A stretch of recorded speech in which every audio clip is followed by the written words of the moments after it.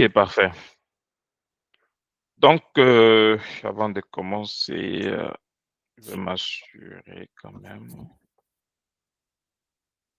de faire ça.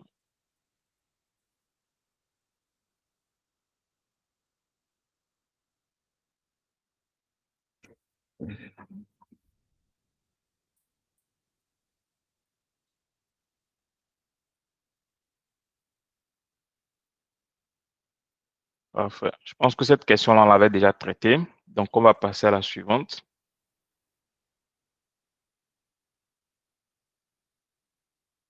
Attention, attention, reviens en arrière.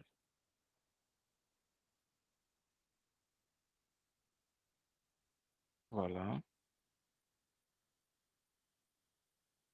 C'est ça. Puis ça. Alors, prochaine question. A business analyst on the project meets the customer in the elevator and says that due to constant change in requirements, the development of the product will take more time than expected. What should the project manager do? Donc, je traduis rapidement pour ceux qui vont faire l'examen en français. Donc, le business analyst, en fait, a rencontré le client dans l'ascenseur et donc lui informe en fait que du fait des changements constants qui arrivent, qui se produisent et tout, le développement du produit en fait mettra plus de temps que prévu. Donc, selon vous, voilà, d'abord, essayez d'expliquer quel problème en fait vous voyez dans ce texte-là et qu'est-ce que le chef de projet peut faire contre cela. Je n'ai pas bien compris la traduction. OK. Alors, la traduction, elle est très simple. L'analyste, en fait, a rencontré le client, OK, voilà, dans un ascenseur et l'informe en fait que du fait des changements constants qui se produisent au niveau du projet, OK, cela risque en fait de retarder le projet. Donc, en termes de temps, on risque de prendre plus de temps en fait pour atteindre les objectifs. Donc, en tant que chef de projet, dans ces circonstances-là, qu'est-ce que vous faites?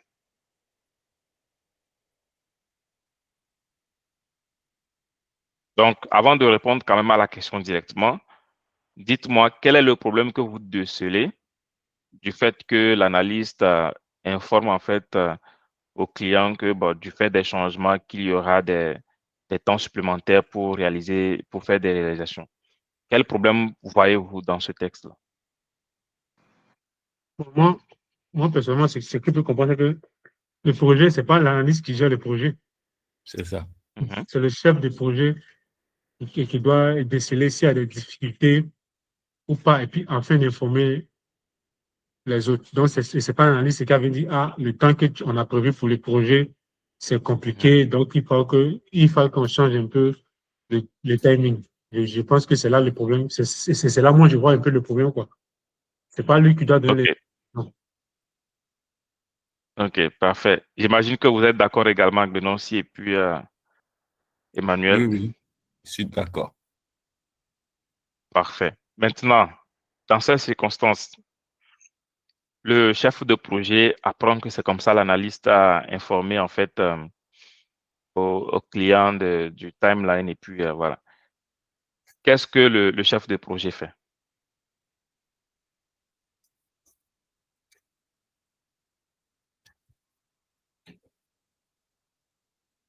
Vous me demandez d'imaginer ou bien vous allez En tant que envoyer chef les de réponses projet, et puis non, on va. non, non, non. En tant que chef de Ok. projet, comment allez-vous réagir?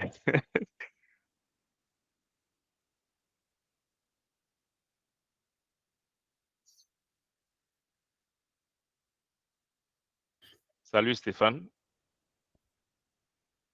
Oui, bonjour Grégory. Bonjour. En fait, moi, qu'est-ce qui peut être possible? Bon, donc, en fait, je ferai une réunion d'équipe et puis expliquer les règles de base de l'équipe pour que chacun de nous doit respecter en termes de responsabilité dans le rôle qu'il est en train de jouer. OK. Est-ce que vous voyez autre chose?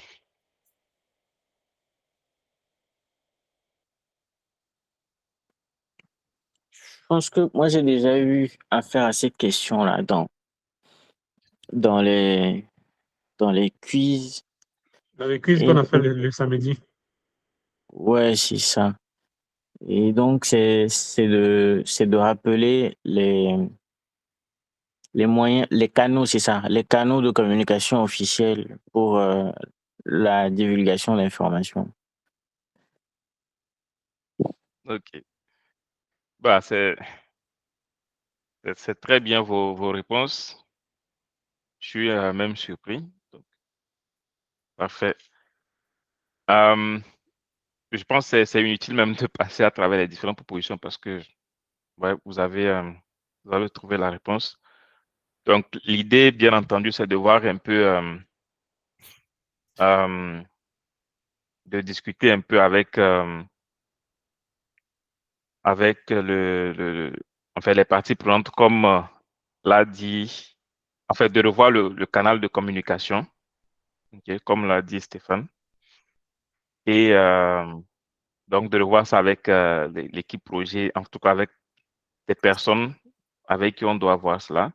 Le business analyst fait partie de l'équipe, donc bien entendu sera la personne désignée, mais d'en profiter, d'en parler avec l'équipe et puis s'il le faut également de revoir de s'assurer quand même euh, de la planification qui avait déjà été faite. Et donc, s'il le faut de les rassurer ou bien de leur dire, bon, OK, c'est moi qui communique, mais voilà. En tout cas, vous avez trouvé la bonne réponse, donc c'est correct. On ne va pas trop tarder là-dessus. Est-ce que vous avez d'autres commentaires?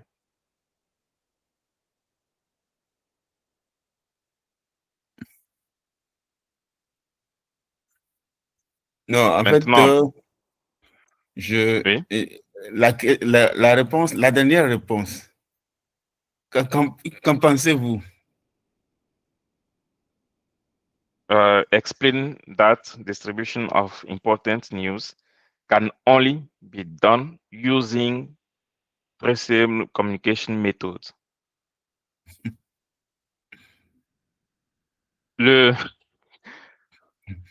Bon, en tout cas, moi, ce que j'entrevois avec cette dernière proposition, c'est comme si, bon, je vais vous laisser réagir avant de réagir. Oui. Moi, je pense que l'esprit derrière cette dernière réponse est directoire. C'est ce que je vois. Hein. Je ne suis pas sûr de comprendre. En fait, c'est comme, voilà, c'est que l'erreur a été commise, mais je, je, je reproche et je mets en place, je dis que voici comment le truc doit se faire. Oui, oui. Le problème avec ça, c'est que ça restreint trop les possibilités. C'est comme si, voilà, vous savez, parfois dans la communication, le développeur peut, en tout cas entre membres d'équipe, hein, on peut se dire certaines choses.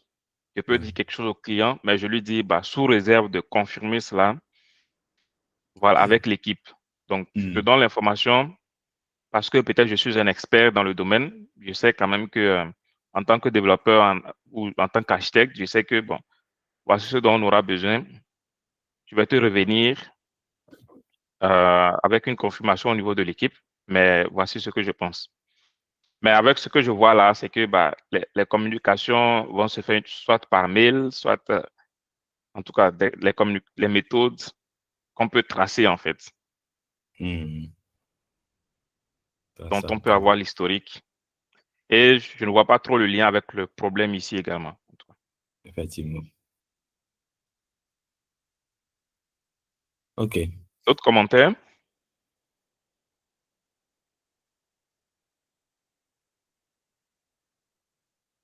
Parfait. Alors, ici, on parle de a business stakeholder for a project is reluctant to accept an agile approach due to a previous bad experience and is pushing for a positive approach. What strategy should the project manager use to persuade the stakeholder to use an agile approach?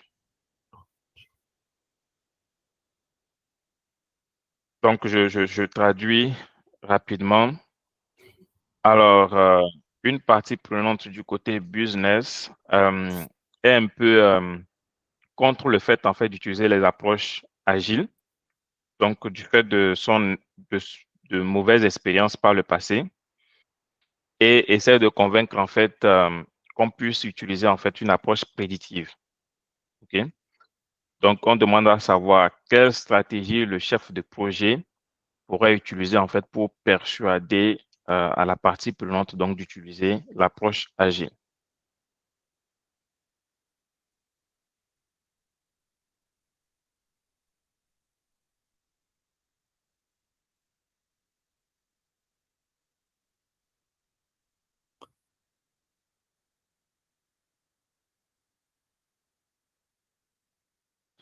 Bon, moi, je pense que ici, il faut au, au, au manager d'expliquer le bien fondé de l'approche et pourquoi pour ce projet, Mhm. on choisit cette approche. C'est-à-dire que si le projet est à, à livrer de façon incrémentale, et voici en fait, pourquoi la méthode agile est plus adaptée. C'est-à-dire utiliser tous les moyens pour expliquer le bien fondé de cette méthode-là par rapport au projet en question. OK. Maintenant, si tu emploies toutes ces méthodes d'explication, de montrer, de faire ressortir un peu les bienfaits et tout, Mm. et que la partie prenante est toujours contre, parce que bah, lui se dit, peut-être c'est ce qui lui avait été dit par le passé, Oui. et finalement, ça s'est très mal passé. Donc, OK. qu'est-ce que tu fais? En fait, j'essaierai d'être un peu conciliant en, en prônant l'approche mixte et au fur et à mesure de montrer dans cette approche les bienfaits de l'agilité. Parfait. Est-ce que quelqu'un d'autre veut agir, veut intervenir plutôt? Bon, moi, j'ai pensé à, en plus de, bon, peut-être utiliser en première méthode la proposition de Emmanuel, mais après, on a aussi possibilité de trouver les leçons apprises sur des projets similaires qu'on peut également montrer pour prouver que l'approche agile ne va pas forcément nous mener à la catastrophe, comme ça a été le cas d'une précédente expérience faite par la partie prenante en question. Mhm. OK. C'est-à-dire, au-delà de son expérience, montrer d'autres expériences qui ont marché, quoi. Mhm. OK. D'autres interventions?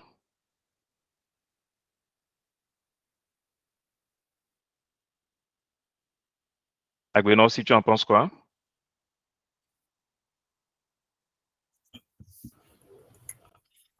Bon, j'en pense que, bon, comme il a une mauvaise expérience de la méthode agile, pour lui pour le convaincre que, bon, pas forcément que la méthode agile a toujours des conséquences. Bon, je peux lui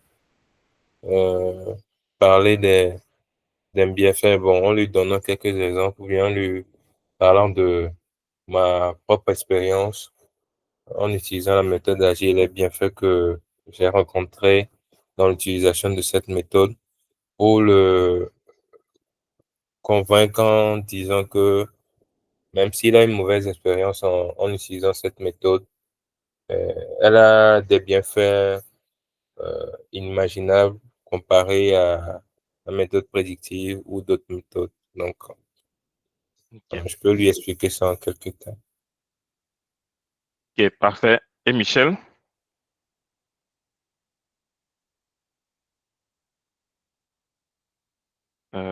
Est-ce que Michel est là? Je pense... Ah oui, il est là. Michel, tu en penses quoi?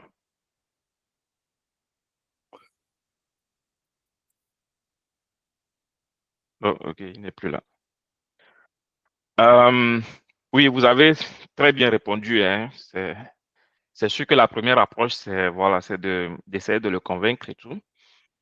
Euh, Maintenant, s'il insiste, Emmanuel l'a énoncé également, c'est d'essayer de trouver un peu une approche hybride qui va le satisfaire.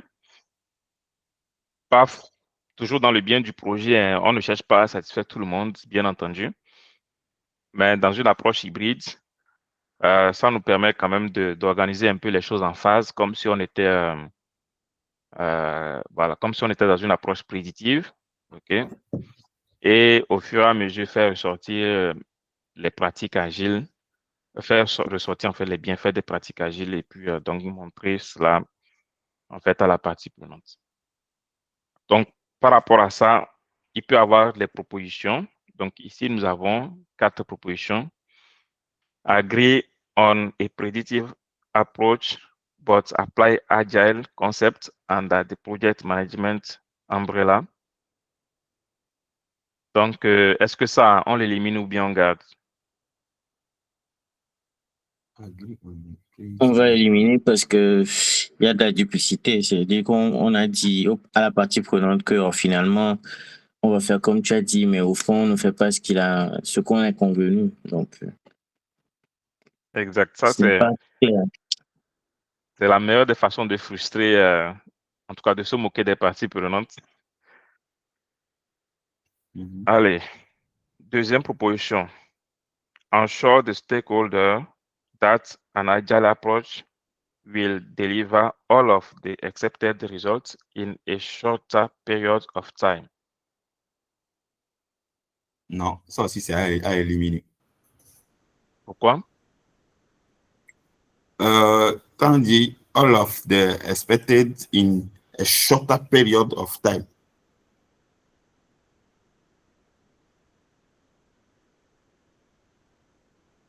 Exact. Je suis totalement d'accord avec toi. Parce que l'agilité ne garantit pas qu'on va tout délivrer en heure et de temps. Ça garantit plutôt qu'on va livrer plus de valeur en heure et de temps. Donc, on va se concentrer plus sur ce qui livre, ce qui donne plus de valeur. Mais voilà, si le projet va durer dans le temps, ça va toujours durer, quoi.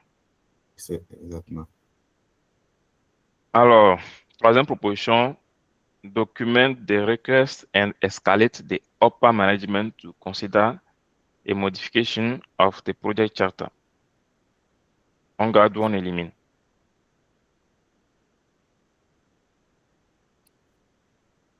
Moi, je vais éliminer, selon moi.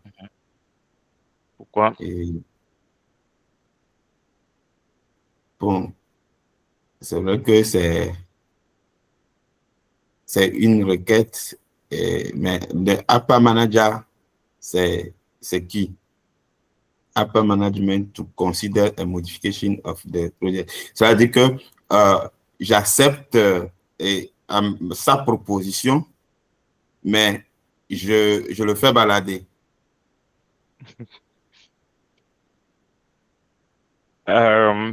Déjà, tu as posé la bonne Ou question. bien je Upper veux management, refuser, c'est mais qui? je le fais balader avant de venir refuser. Ouais, bah, c'est sûr qu'il y a ça également. Mais la chose qui trotte dans l'esprit, je pense que c'est ce que tu as mentionné en premier, c'est voilà, pourquoi on demande au top management, le top management a quoi à voir avec le projet? C'est ça. Parce qu'il s'agit d'un changement. Donc, la bonne question, c'est de savoir qui est le top management en fait. Mm. Parce qu'on ne parle pas de sponsor, on ne parle pas de trucs là, du comité de pilotage. C'est ça. Et l'autre chose également, c'est la mention au niveau de la charte de projet. Donc, consider modification of the project charter. C'est sûr qu'on peut également, le PMI ne le dit pas clairement, hein. On n'est pas, le PMI ne dit pas clairement qu'on doit mettre en fait le cycle de vie du projet dans la charte de projet. Mais ça ne vous empêche pas de le mettre. Ok? Ça ne vous empêche pas de le mettre dans la charte de projet. Donc, le deuxième élément qui est aussi significatif, c'est la modification de la charte de projet. Souvent, on détermine le cycle de vie durant la planification. Mais bon, voilà, on peut aussi le déterminer beaucoup plus haut en amont. Donc, ouais. Alors, dernière proposition, propose a phased project approach with multiple small interactions and build trust with the stakeholder through frequent value delivery. Ça, je pense que c'est la meilleure réponse. Parfait. Je pense que tout le monde est d'accord là-dessus. Est-ce que vous avez des commentaires?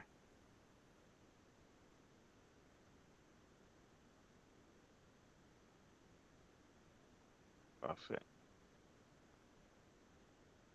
Alors, question suivante. A business transformation project has 4-phase delivery plan. The project team has successfully delivered one phase of the project. To further enhance team performance and empower team members, which 2 actions should the project manager take? Donc, il y a 3 phases au niveau d'un projet de transformation, ok, de business. Donc, l'équipe projet a réussi à délivrer en fait la première phase du projet. Maintenant, on demande à savoir, vu que l'équipe a réussi à livrer la première phase du projet, donc on peut faire plusieurs conclusions par rapport à ça. Mais quelles sont les 2 actions que le chef de projet peut prendre pour améliorer la performance de l'équipe? Et autonomiser Et autonomiser l'équipe, effectivement. Empower team members.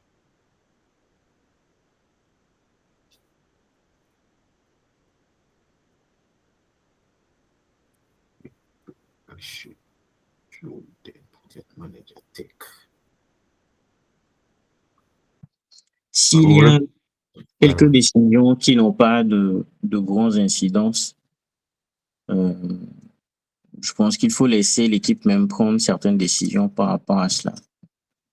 Et puis, ouais, c'est ça.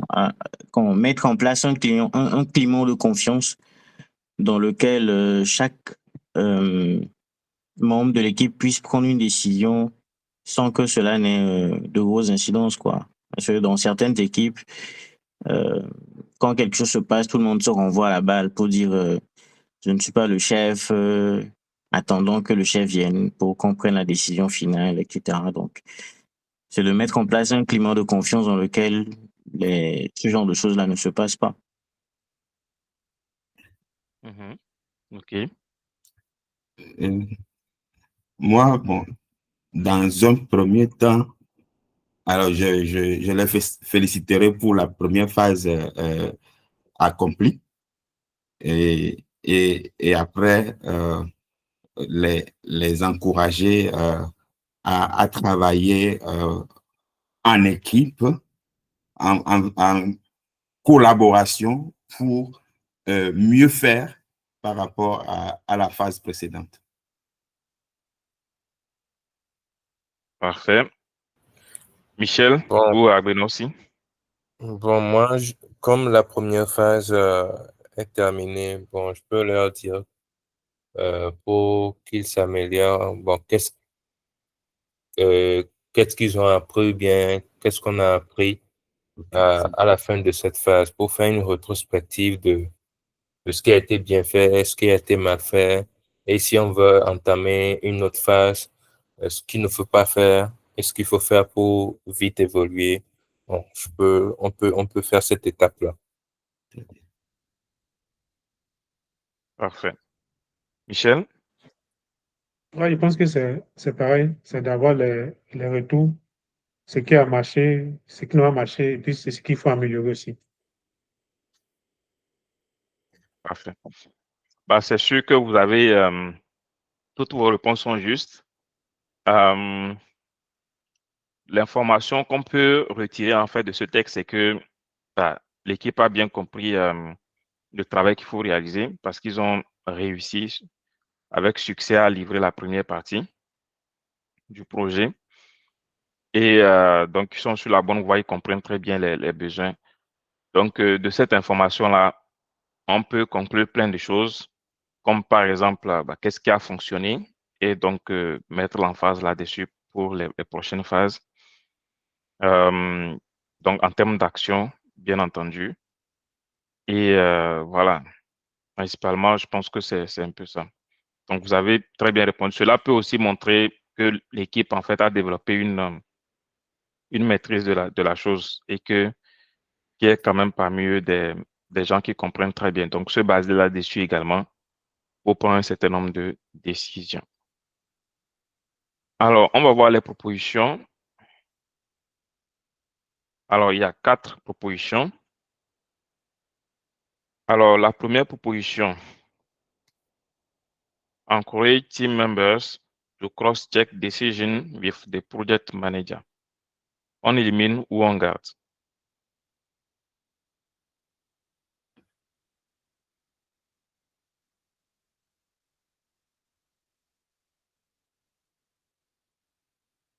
Bon, comme en fait, il s'agira de choisir les deux plus bonnes, les deux plus bons choix. On a qu'à tout lire et après revenir voir si on peut éliminer un ou pas. Ok, Bon, parfait. Bah, déjà, la première, ça dit encore de check decision with project manager. Or, on veut que, On veut les autonomiser. c'est ça, on veut les autonomiser. Donc, déjà, c'est pas bon. S'il faut recheck la décision avant qu'elle ne soit appliquée, c'est pas bon. Donc, il nous reste 2 sur 4. On ben, élimine la première. ben, je suis un peu d'accord quand même avec Emmanuel, hein. On peut aussi lire tout et après essayer d'éliminer. Ben, c'est sûr qu'avec l'approche de Stéphane aussi, s'il y a des choses voilà, qui, selon le texte, vous savez que bah, ça ne marche pas, vous pouvez éliminer directement.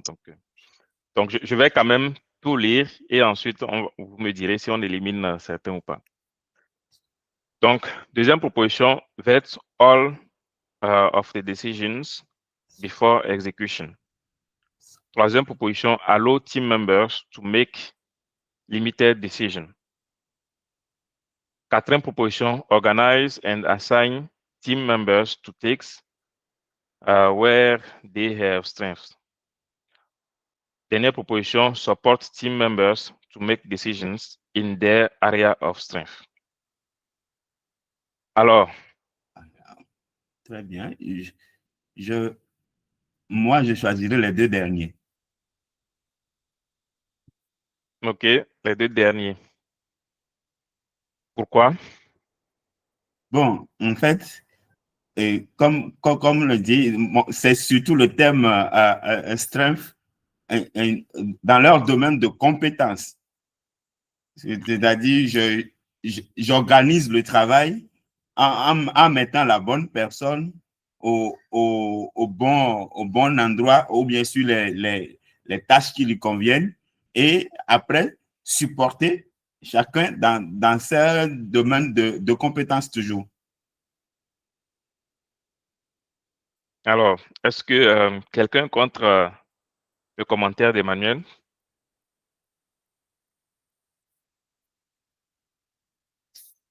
Parfait.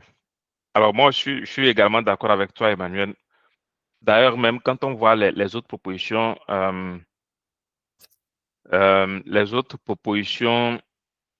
d'abord, quand on prend la troisième, allow team members to make limited decisions, ça, c'est une preuve que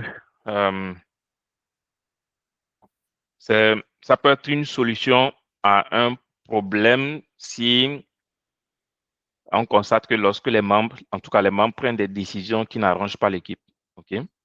Mais là, on constate en fait que l'équipe, ils évoluent bien, ils ont livré la première phase.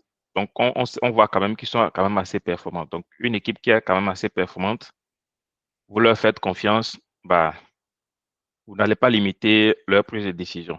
Okay? Vous allez peut-être leur demander donc qu'à chaque fois qu'ils informent quand même en tout cas, durant les rencontres, qu'ils informent les autres, mais vous n'allez pas les limiter dans leurs décisions. L'autre chose, c'est que la deuxième proposition demande de voter toutes les décisions avant exécution. Ça, vous n'allez jamais finir le projet si vous devez voter toutes les décisions. Okay. Et la première proposition, encourager les membres de l'équipe à prendre des décisions presque ensemble. Donc, cross-check decision. Donc, vérifier les décisions avec le chef de projet. Bon, c'est des choses, vous savez, c'est parce que nous sommes dans ce contexte, dans ce contexte où on voit que la première phase a été livrée. Dans d'autres contextes, voilà, les réponses peuvent changer. Des commentaires?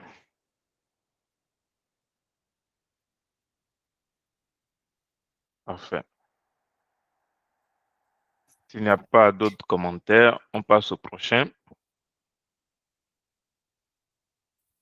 Alors, prochaine question. A client has asked the project manager for the program status report. The project manager sends the report and then realizes that they accidentally include another manager from the client's organization on the email. What should the project manager do? Donc, il a envoyé un rapport en incluant un manager du côté du client qui ne devait pas être là. Donc, qu'est-ce que ça... En fait, vous allez vous rendre compte que même toutes ces questions auxquelles on essaie de répondre, au-delà même de la gestion de projet, c'est des choses qui se passent dans la vie réelle, dans le monde professionnel. Oui. Voilà. Oui. En ces circonstances, comment allez-vous réagir?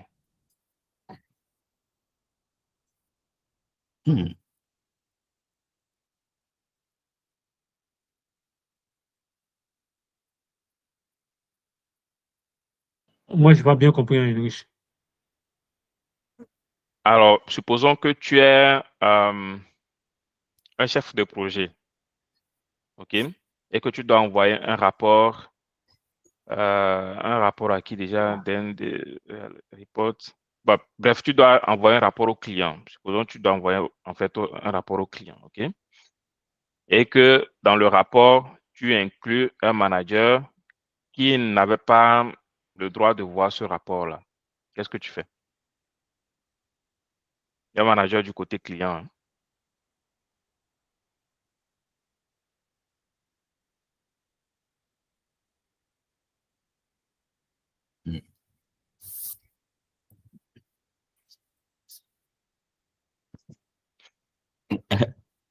Incident diplomatique ou bien erreur de casting. Bon. Dans ce cas-là, bon, c'est...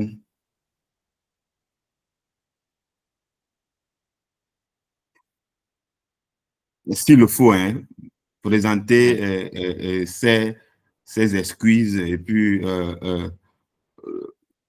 tranquillement le retirer de la boucle de communication. OK. Et présenter les excuses à qui? Je pense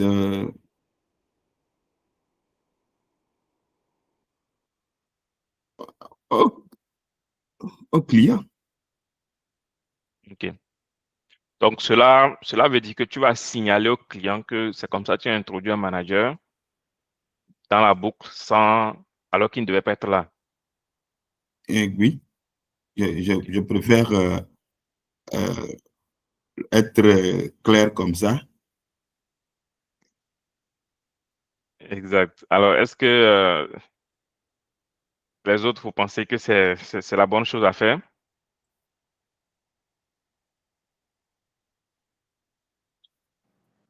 Bon, moi, personnellement, j'ai essayé de lui faire comprendre un peu l'avantage que ça va créer, la décision que j'ai prise. Quels sont les avantages qui m'ont conduit à prendre cette décision, de sorte qu'il puisse comprendre que cette décision-là va permettre vraiment l'avancement du projet et puis l'évolution du projet aussi. Euh, je ne suis pas certain de comprendre.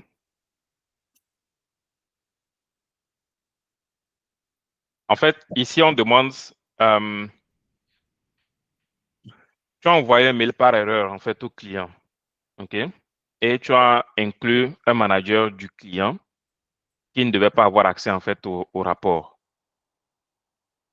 Qu'est-ce que tu fais? Est-ce que là, Emmanuel demande de présenter ses excuses au client et donc de retirer ensuite le manager qui a été introduit là par erreur, là, donc de le retirer de la boucle. OK? Ah, Cela, c'est mail. oui, Michel?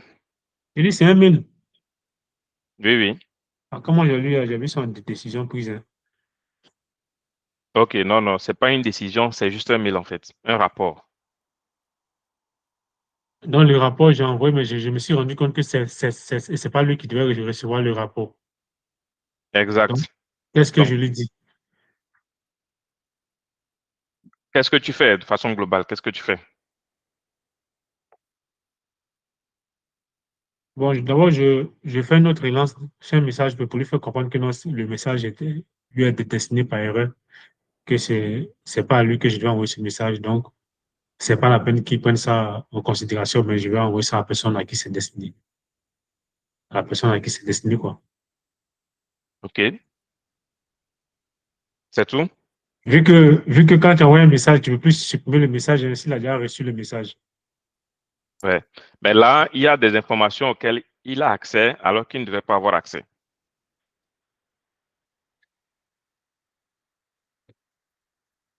Ces informations-là, il a déjà accès à ça. Ouais, je suis d'accord, il a déjà ça. Il a déjà accès à Mais ça. est-ce Donc, que, je peux lui dire de supprimer le message. Je sais que vraiment, le message, il n'a qu'à me rassurer qu'il va supprimer le message pour sa bonne OK, foi, vu que OK, ça ne lui est pas parfait. destiné. Voilà, c'est ça que je peux lui demander, quoi. Ou OK, bien qu'il parfait. garde les informations de façon confidentielle, qu'il fait en sorte que c'est comme il n'a rien vu. Je peux aussi lui proposer ces OK, deux. OK. Est-ce qu'il y a d'autres commentaires? Bon, j'ai envie d'ajouter que hein, c'est déjà ce truc-là, ça devrait être reconnu comme un risque dans la communication et, et déjà les actions, les réponses à ce risque-là, quand cela survient, devraient être documentées. Donc, bon, ce qui est prévu, je vais avoir recours au registre et puis à la réponse adaptée pour Mhm. agir. Parfait. Très, très bonne réponse. Je n'avais pas pensé à ça. Effectivement, l'autre chose également qu'on puisse faire, c'est donc d'identifier ça comme un risque parce que ça peut être, voilà, imaginez, vous êtes en train de travailler sur un projet et dont le but est d'être le premier à sortir une solution. et que donc il y a des informations qui sont confidentielles par rapport à un certain nombre de personnes pour éviter que cela ne devienne public et que vous avez mis des personnes en copie et puis que ces personnes-là puissent donc sont en mesure, en tout cas ils n'ont aucune contrainte par rapport à ces informations, donc ils peuvent publier tout. Donc c'est d'identifier ça comme un risque effectivement. D'autres interventions?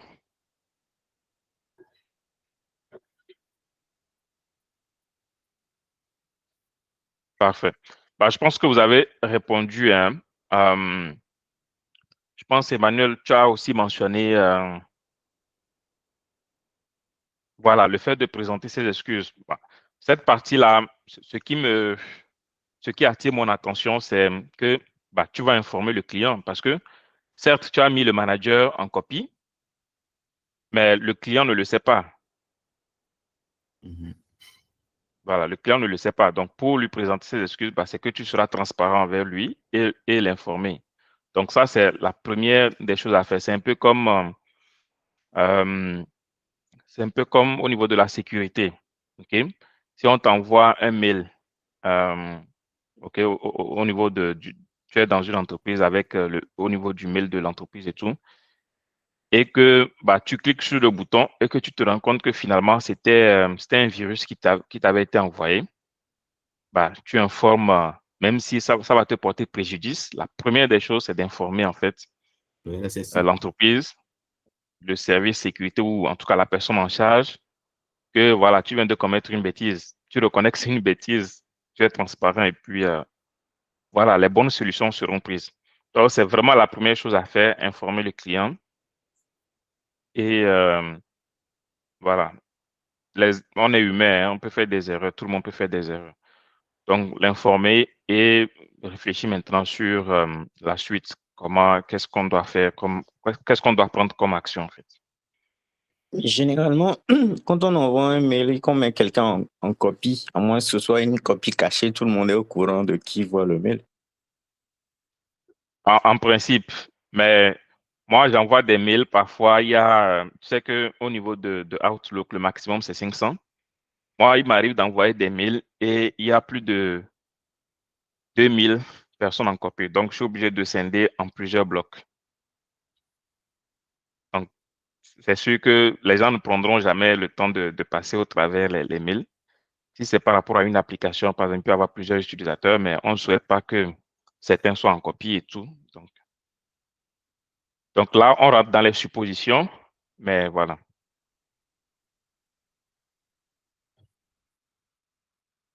C'est bon?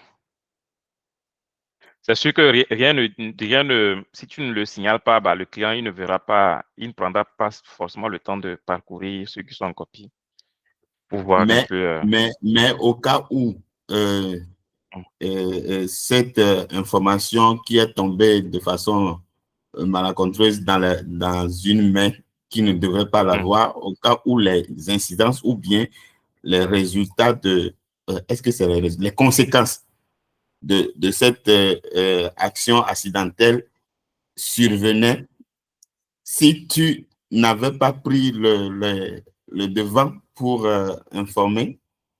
pas mhm, informer le client et qu'on soit préparé pour affronter les conséquences là, ça va être mhm. coûteux. Oui, oui, ça va être très coûteux, effectivement. Peut-être pour le client comme pour le chef de projet, si c'est un prestataire. Mm. Ben, juste que le client, il peut vérifier, hein, mais voilà, dans le monde réel, bah, il peut prendre le temps de vérifier, mais rien ne, ce n'est pas sa tâche, en fait, c'est ce que je veux dire.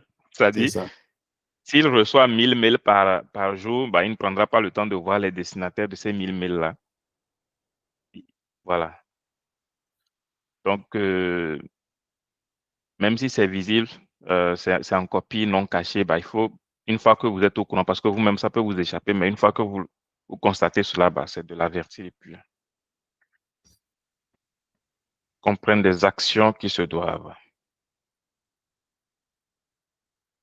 Alors, voilà, en termes de proposition, donc contact the order manager and ask them to delete the email. Donc, à moins que quelqu'un nous dise le contraire, mais je pense que ça, on va l'éliminer direct. Directement. Mhm. Inform the client and the supervisor about the mistake. Alors, est-ce qu'on l'élimine? Non. Ok, donc on le garde pour l'instant. Wait for the client feedback regarding the report. C'est-à-dire, on constate le problème, mais on ne dirait, on attend que le client constate cela. Éliminé. On élimine. Ça, c'est éliminé déjà. Ok. Resend the email to the client, excluding the another manager. On envoie un autre mail, mais en enlevant le manager. Non. C'est éliminé. C'est envoyé, c'est envoyé. C'est déjà envoyé, donc Exact. Donc, vous voyez que ça sont des questions, des questions de chaque jour, en fait, des choses qui peuvent se produire dans le monde professionnel, pas forcément dans un projet. Donc, voilà. Ça, c'est des points à voir. Hein. Ça, ce genre de questions-là, vous mettez le point à côté en même temps et vous passez à une autre question. Parfait. On passe à une autre question. Alors, la question dit ceci. A client is structured as a matrix organization for an agile project. The project manager is working on site with key stakeholders from different parts of the organization. How should the project manager handle the different stakeholders? Donc, le client est organisé, vous vous rappelez, hein, la structure matricielle par rapport au projet. Donc, il y a le département, il y a les différents départements, mais il y a aussi les membres de ces départements-là qui travaillent dans le projet. Donc, il y a des membres qui peuvent avoir un superviseur d'un autre côté, mais également qui travaillent dans le projet. Donc, il y a aussi le chef de projet qui est là. Donc, voilà, le client est organisé de cette façon-là. En plus de cela, il fonctionne en mode agile. Donc, le chef de projet est présent sur site avec les parties prenantes clés, okay, de l'organisation. Donc, on dit how should the project manager handle the different stakeholders. Donc, comment est-ce qu'il va gérer en fait les différentes parties prenantes, selon vous?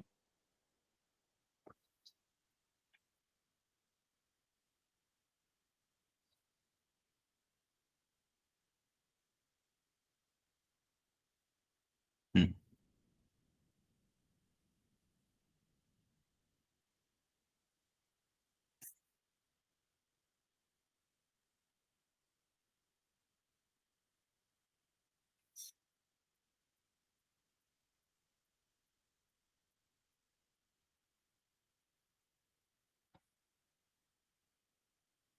Des idées? Bon, j'avoue que répondre comme ça, sans les propositions,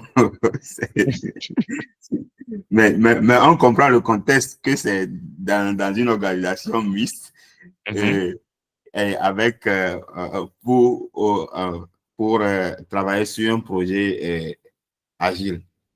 Donc, comment est-ce qu'on peut gérer les parties prenantes? Oh. OK, faisons... Sans la proposition, je ne peux rien dire. OK. Donc, faisons comme si il n'y avait pas cette... Supposons qu'il y a juste la question de savoir comment est-ce qu'un chef de projet gère ses parties prenantes. Donc, de ce que vous avez appris durant le cours de PMP. D'accord. Ça, tu vas nous avoir. Comment est-ce qu'un chef de projet doit gérer les parties prenantes? L'information passe, c'est-à-dire ils sont informés au même niveau. C'est-à-dire, un groupe de parties prenantes ne doit pas avoir une information, sachant que l'autre groupe n'a pas l'information. Donc, l'information doit se partager au même moment. Je sais pas si En fait, Je vois un peu l'esprit de ce que tu dis. c'est de prendre le temps à travailler sur le plan de communication avec les parties prenantes et voir quels sont les poids de chaque partie représentée et adapter sa communication envers cette partie-là. Exact. D'autres commentaires?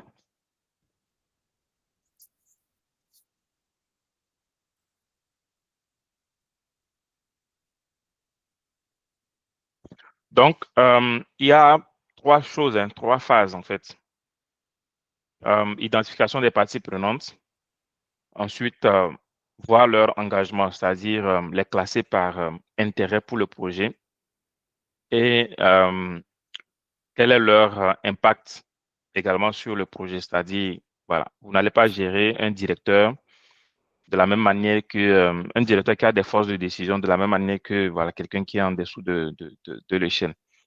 Donc, vous allez les classer de cette façon-là. Donc, c'est un peu ça l'engagement pour voir un peu quel est leur niveau d'impact par rapport au projet.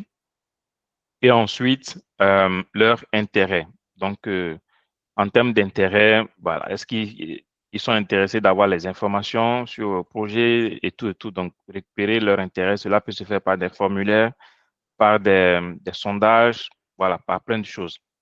Une fois que c'est fait, on fait le plan de communication, comme tu l'as mentionné, Emmanuel. Donc, faire un plan de communication pour s'assurer quand même que donc, ces personnes-là auront l'information qu'ils se doivent d'avoir, ok, pour éviter que à chaque fois qu'il y ait des réunions, des rencontres et tout cela. Donc, de façon globale, c'est un peu comme ça se gèrent les parties prenantes. Maintenant, dans notre contexte, il y a 4 propositions. La première, all stakeholders are important, so the project manager should follow directions provided by management and key stakeholders. Selon vous, cette proposition, est-ce qu'on la garde ou on l'élimine? On peut la garder pour le moment. OK. Stéphane, Agbenon aussi, Michel, on garde.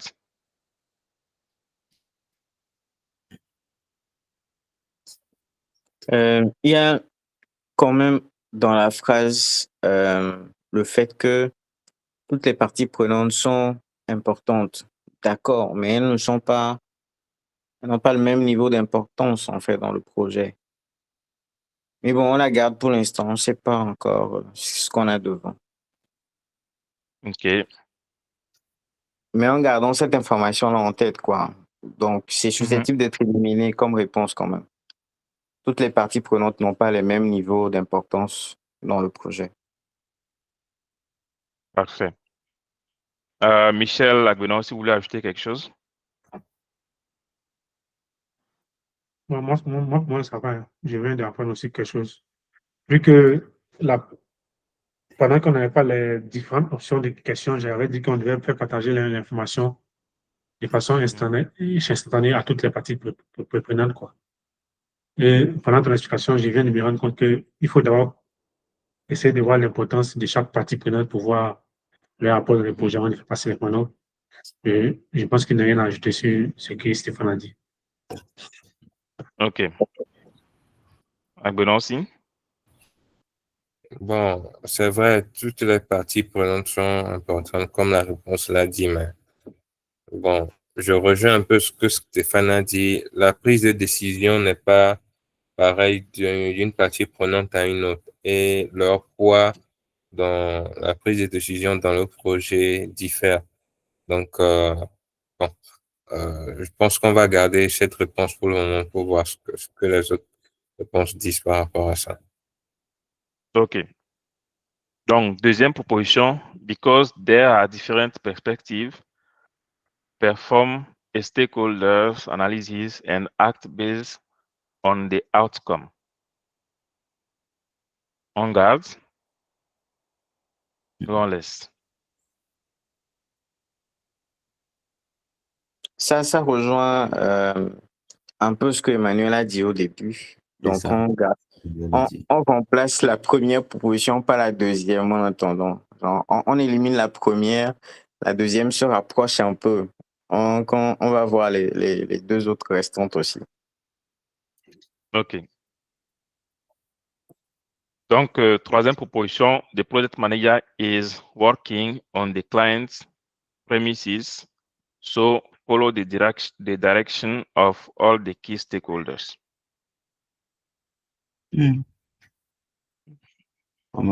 Comment est-ce que ça peut se produire? Bon, ça là, moi, je vais l'éliminer carrément. Parce que si je dois suivre les directives de chaque stakeholder sans convergence, je ne pourrais pas. Je ne pourrais pas. Ouais, sur ce point, je suis également d'accord. Quelqu'un va me tirer à gauche, l'autre va me tirer à droite, l'autre va dire avance, l'autre va dire non, arrête-toi. Et je ne peux pas suivre toutes ces directives. Il faut un consensus. Ouais. Moi, ce qui me marque également, c'est le lien entre le fait que le manager travaille sur place et le fait qu'il doit suivre les directives des parties prenantes. Il n'y a pas de lien, en fait. Donc, dernière proposition, this is an agile project, so listen only the direction of the project manager, supervisor, and the functional managers of the organization. Alors, ça vous dit quelque chose? Oui, c'est le fonctionnement en truc matrice. Mais, c'est ça, matriciel. Organisation matricielle. Mais est-ce que c'est parce que c'est un projet agile? Non. Même si c'est un projet prédictif, on doit, dans un environnement mixte, travailler sous les directives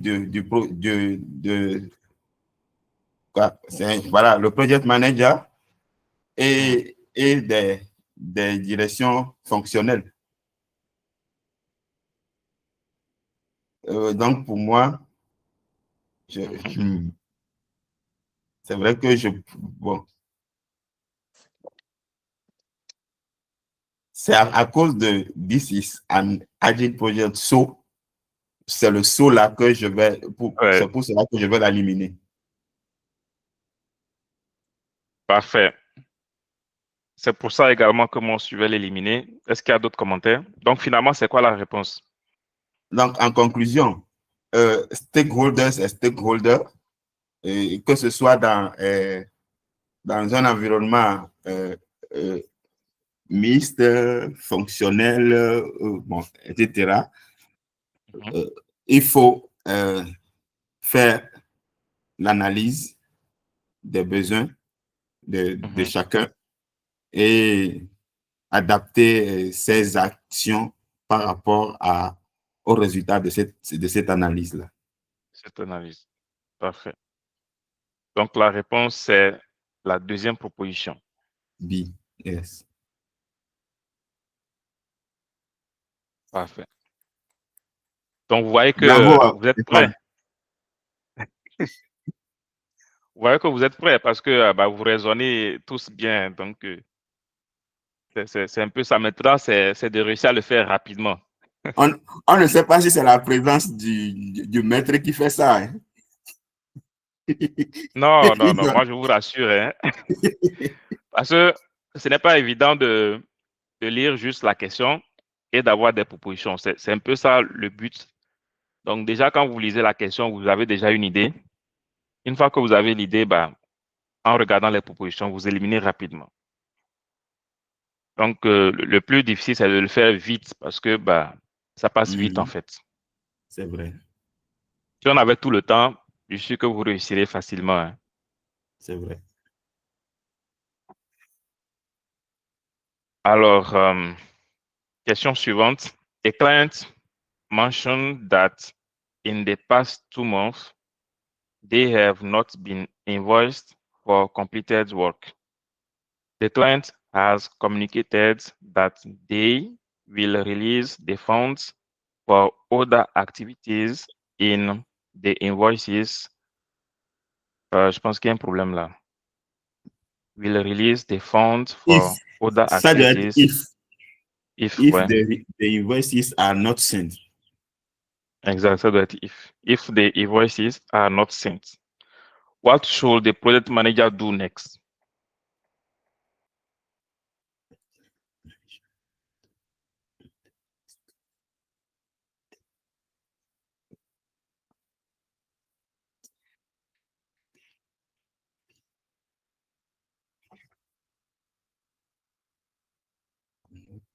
Donc, la question est assez simple. Hein.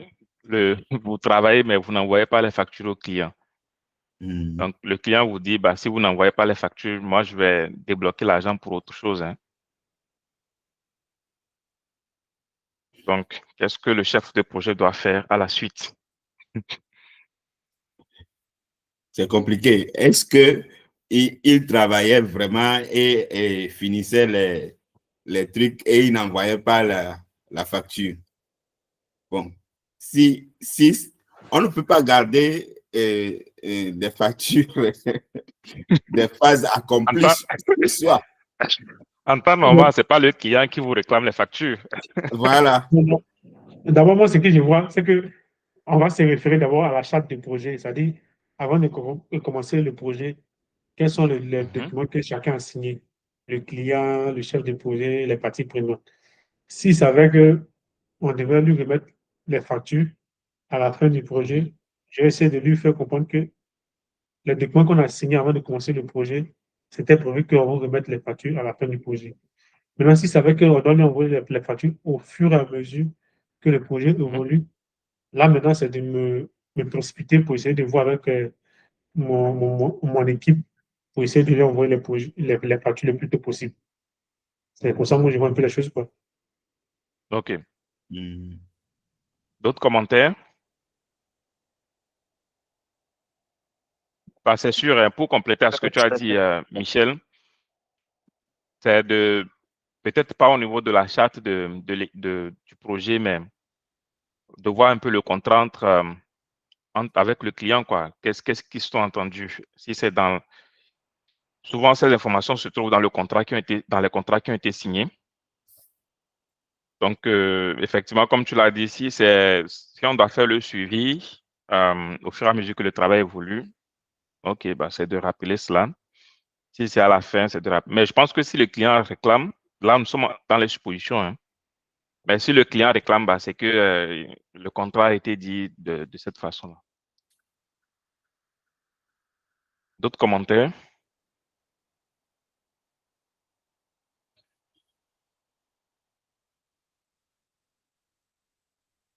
Je pense que j'ai entendu quelqu'un parler là. C'était Agüero aussi? Non, c'était moi.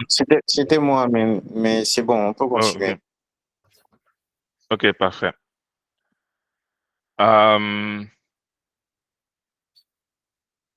OK, oui. Est-ce qu'il y a d'autres commentaires? Que pensez-vous, qu'est-ce que le chef de projet doit faire à la suite? Bon, il y a aussi un aspect qu'on n'a pas vu. Hein. Est-ce que c'est pas que dans l'équipe, on a responsabilisé quelqu'un pour envoyer les factures qui ne l'a pas fait? Est-ce que c'est le chef de projet lui-même qui envoie les factures? Cet aspect-là à regarder. En fait. Oui. En fait, Si, il est si responsable de quelqu'un... la gestion du budget. Hein? C'est ça, non? Il peut faire le suivi, mais voilà, il coordonne tout ça, mais il peut ne pas être la personne qui le fait concrètement, en fait.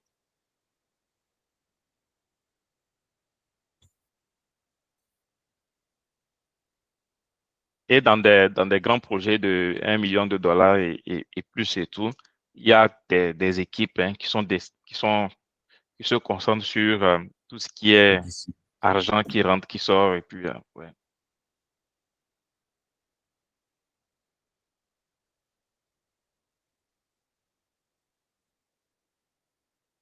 D'autres commentaires?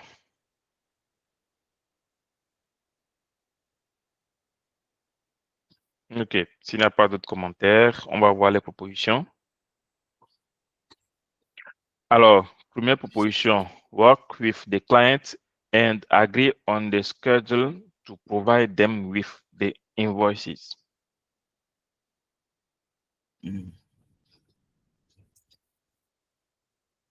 Rappelez-vous du problème, hein? Le client menace que si vous n'envoyez pas, lui va débloquer l'argent pour d'autres choses.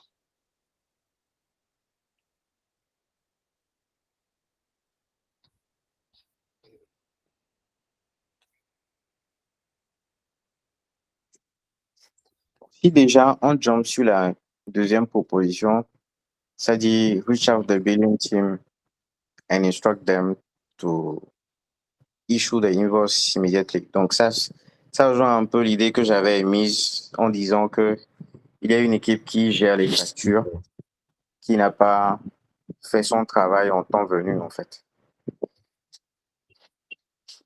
Peut-être que la deuxième proposition élimine la première. Oui, je pense que la deuxième est la meilleure, hein, pour moi. OK. Donc, entre les deux, dans la troisième, review the previous billing information and prepare a corrective action plan. Corrective action plan. Ça aussi, c'est pas encore une mauvaise réponse.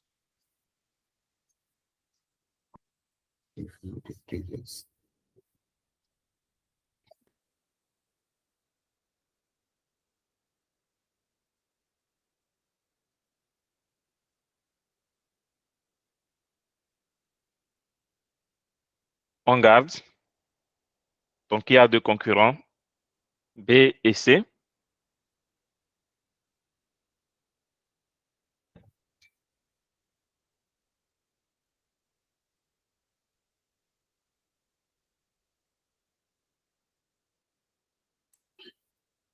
Bon, je pense que le C englobe, englobe le B.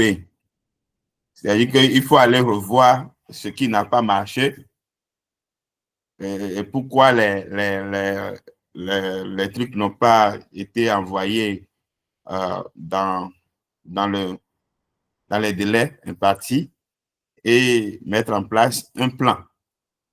Parce que en disant à l'équipe de facture ou bien l'équipe de facture et les instruire de l'envoyer immédiatement, on risque de commettre la même erreur dans le futur si une analyse n'a pas été faite pour déterminer ou bien déceler la cause racine de ce mal-là et mettre en place une action corrective. Si ça n'est pas fait ainsi, on risque de retomber dedans. Donc, je pense que le C serait la meilleure. OK. Qui est contre ce que Emmanuel dit?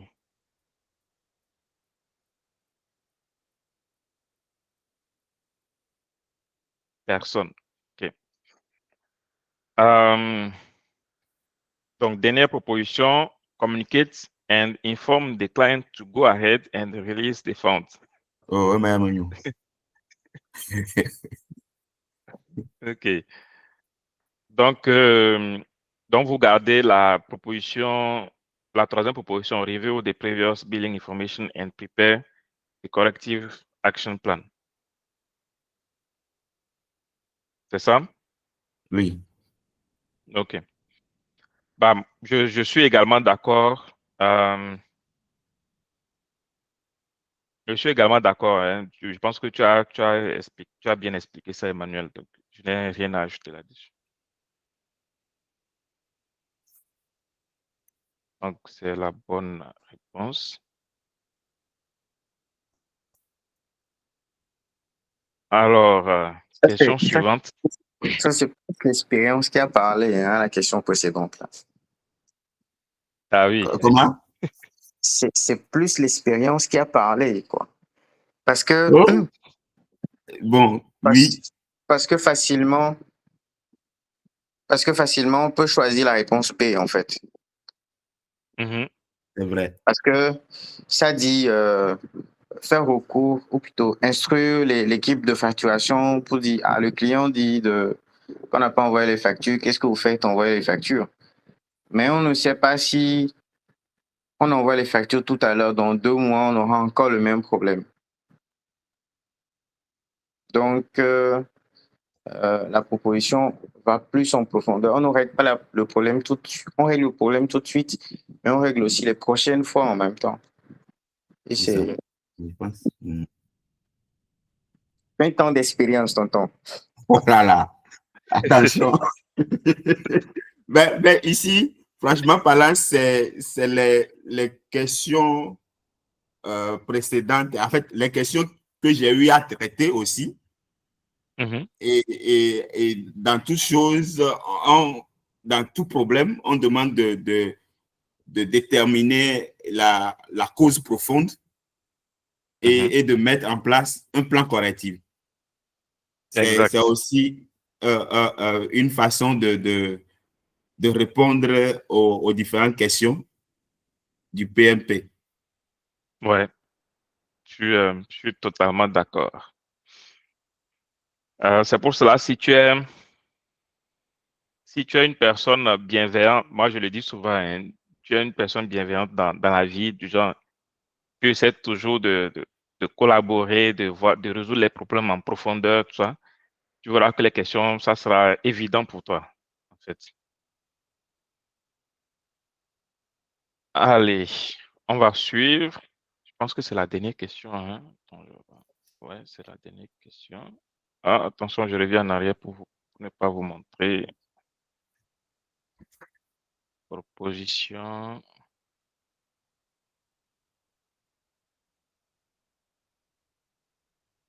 Bon, OK. A client wants to create an innovative software for the travel industry using an agile approach. A project manager from the company was assigned to work on the detail and estimates as requested by the client. What should the project manager do before sending the information to the client?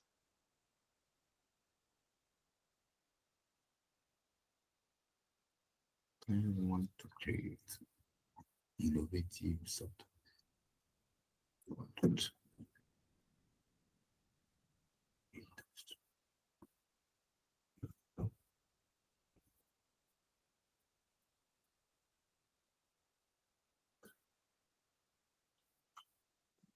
Je pense que ce ne sera pas la première application de voyage qui a été créée. Donc, peut-être de faire un tour du côté des concurrents ou de tout ce qui existe comme leçon apprise pour pouvoir voir comment est-ce que les estimations ont été faites de par le passé. Mhm. Ouais, c'est-à-dire voir l'historique de tout ce qui a été fait, Dans le domaine. soit dans le domaine.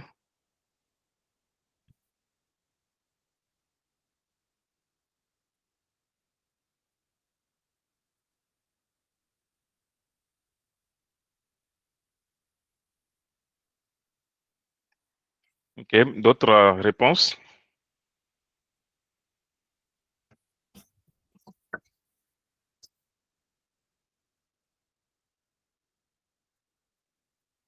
Je pense que c'est ça, hein. Après avoir fait ces trucs-là, il faut aussi voir à gauche et à droite s'il y a eu des projets similaires et de bien comparer, ajuster son estimation avant de l'envoyer au client. OK. Alors, il y a un détail, c'est très bien le commentaire. Il y a un détail, c'est que D'abord, c'est Agile. une application, en tout cas, c'est une nouvelle application, hein, c'est une nouvelle innovation, OK? OK. Et on souhaite utiliser l'approche agile. Alors, qu'est-ce que cela vous dit?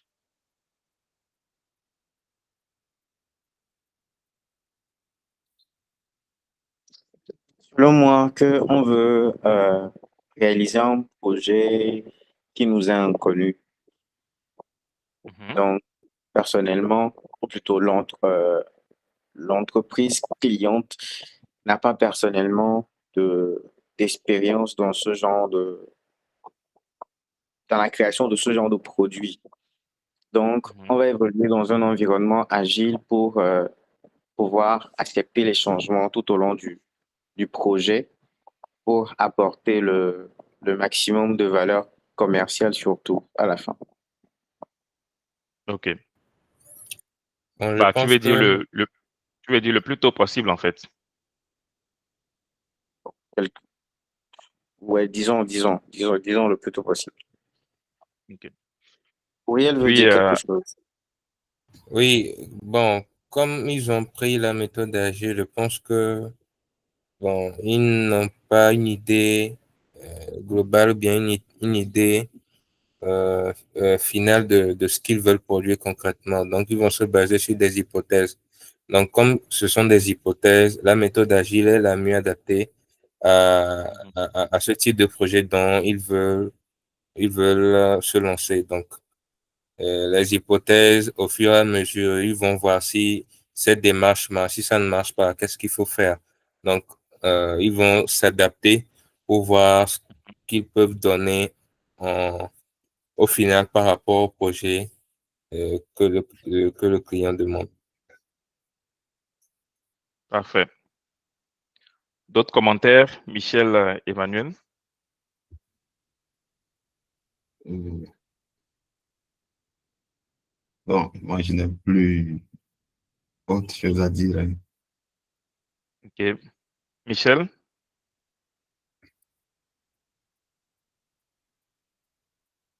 Bon, moi, j'ai rien à dire, hein. C'est bon pour moi. Et puis aussi, je suis prêt à partir au boulot, hein, riche. Je pense qu'il va OK. devoir me côté. C'est demain que moi, OK. je dois répondre. Demain, je pourrai terminer.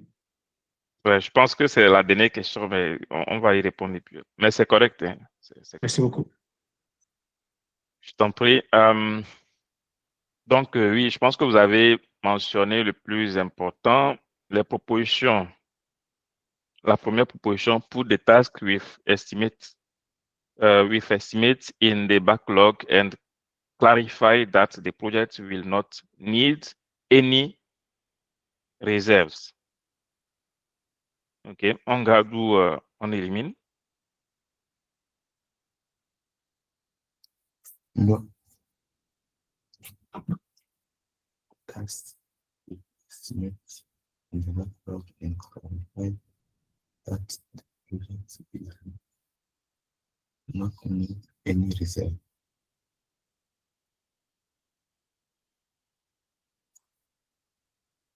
On élimine.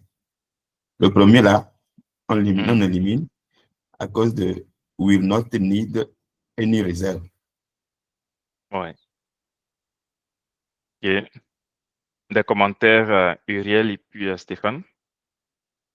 Non, c'est bon pour moi. Je l'élimine aussi. OK. Je l'élimine de mon côté aussi. OK. Deuxième proposition, sequence the tasks with estimates and add standard risk reserves to use for software development. Ça ressemble à une approche séquentielle prédictive. S'il faut séquencer, moi, ça m'a fait penser au WBS, en fait. Mhm. Et Ouais. donc, on n'est pas dans un truc agile. C'est ça, c'est ça. Donc, on élimine. Attends, on include prototype démo and send to the directly.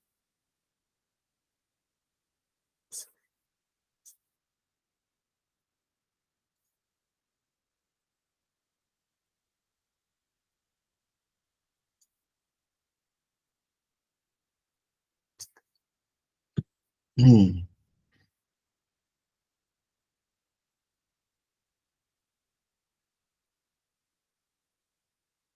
Alors, moi, je propose de l'éliminer et de poursuivre. Ok, allons-y. Alors, Peut-être on pourra y troisième, revenir. ouais, troisième proposition, analyze the task, provide estimates, include a prototype demo, and send to the client directly.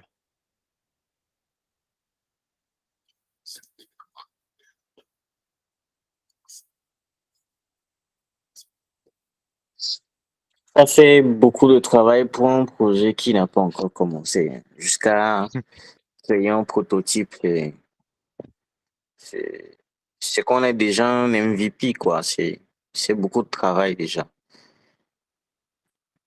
Mhm.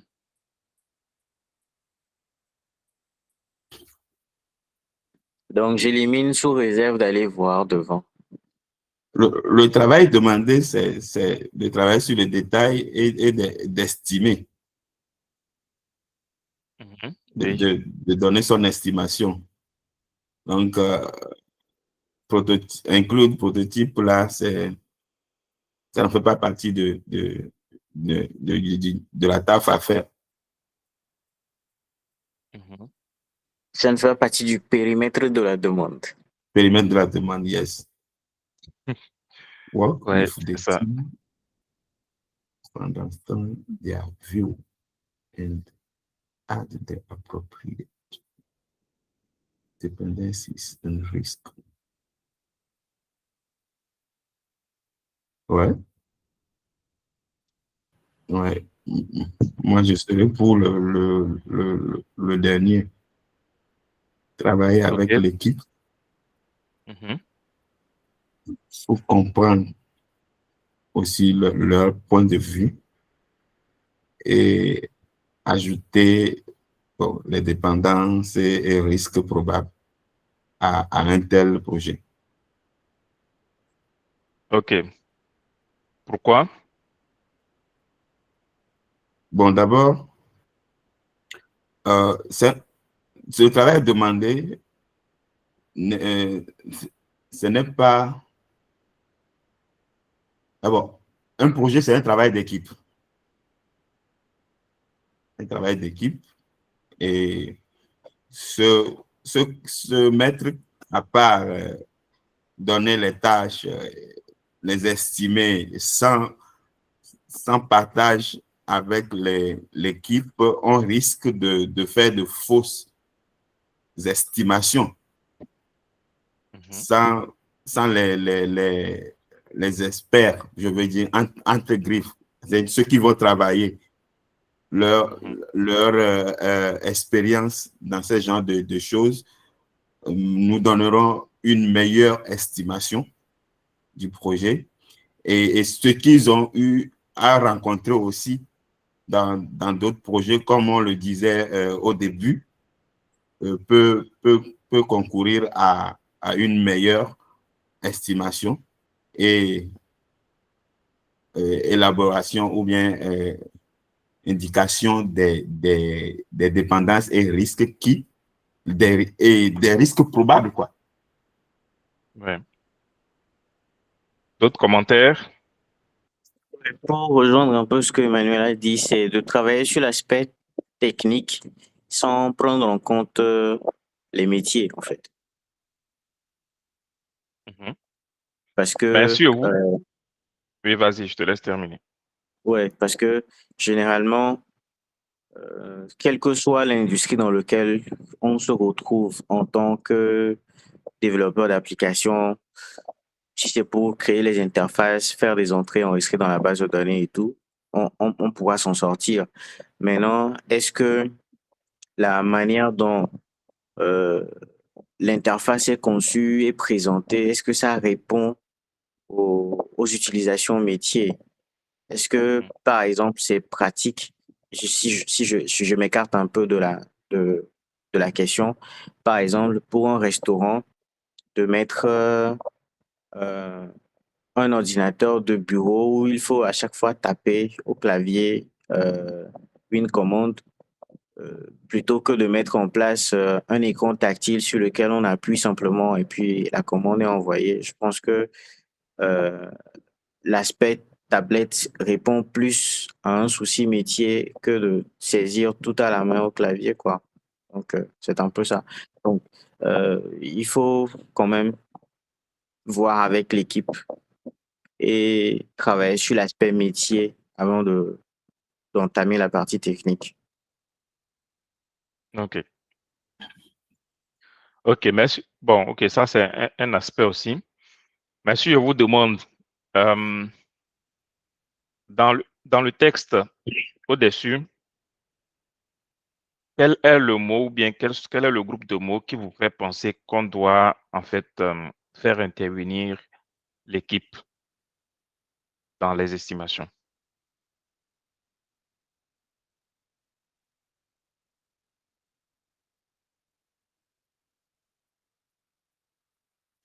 Quand on parle de want to create an innovative software for travel industries,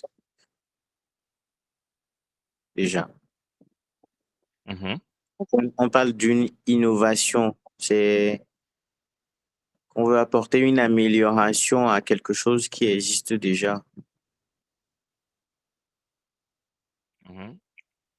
Donc, il Au faut milieu prendre en de... compte, oui, il faut prendre en compte ce que les autres appellent innovation, en fait. Est-ce que l'innovation, c'est juste de changer le, le gabarit d'un site ou de le rendre plus user-friendly? Voilà, quoi. Il faut aller écouter ce que les autres appellent innovation parce que on ne sait jamais. Ouais. Vous- Alors, Moi, pour ouais, moi, hein, ce Daniel. qui me fait penser au travail d'équipe, on, on a demandé des détails et des estimations, OK? Mais on dit qu'est-ce qu'il devrait faire avant, avant d'envoyer.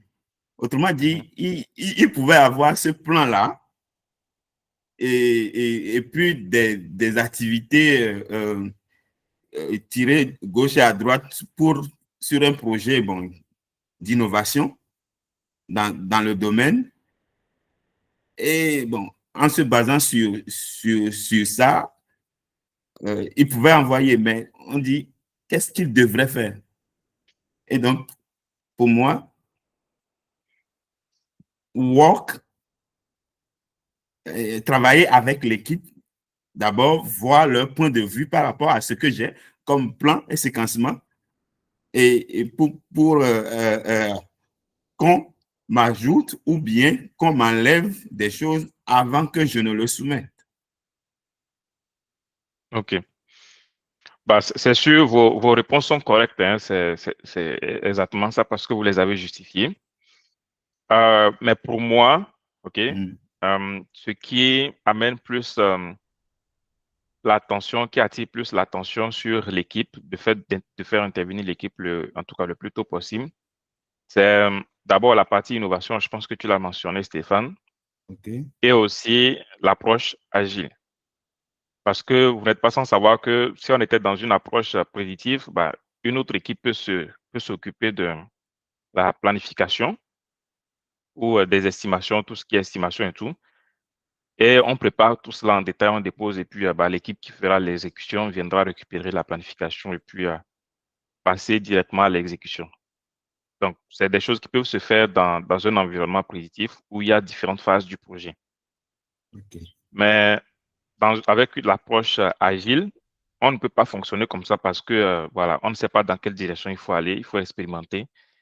Et donc, on recommande souvent que bah, pour une telle approche, il faut faire intervenir l'équipe qui va exécuter le travail, donc faire intervenir l'équipe là le plus tôt possible pour que l'équipe là apprenne exactement ce qu'il faut faire par la suite, en fait. Mm. D'accord, c'est bien Voilà. compris. Commentaire. Mais cela ne remet pas en question ce que vous avez dit, hein. C'est ce que vous Oui, avez oui, dit, oui, c'est voilà. oui, oui, oui. On Voilà. a bien compris. Mm. Alors, Ok, bah, je pense qu'on a fait le tour de toutes les questions.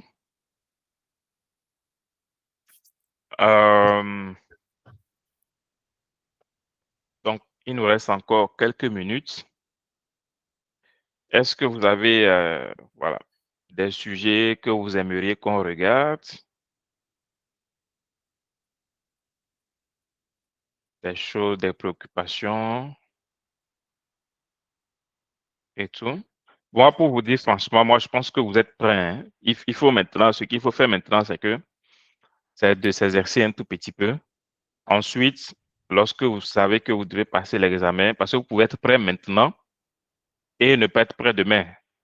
C'est Oui. des choses qui arrivent. C'est-à-dire, vous allez beaucoup vous exercer aujourd'hui, être prêt. Mais le fait d'avoir mis l'examen en décembre, bah, d'aujourd'hui à décembre, il y a beaucoup de jours qui vont passer. Donc, moi, ce que je vous recommande, c'est de continuer à vous exercer.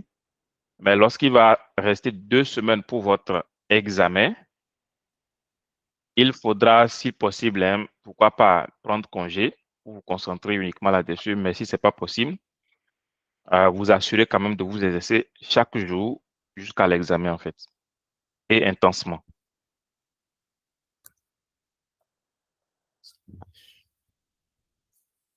Donc, ça, c'est très, très important parce que vous pouvez, voilà, c'est ce qui est c'est ce qui est un peu compliqué avec le PMP, c'est que il faut être dans l'esprit de l'examen avant d'arriver à l'examen. Sinon, vous risquez de passer à côté.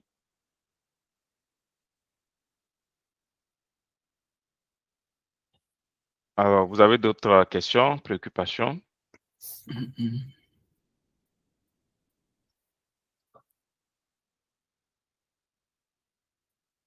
OK.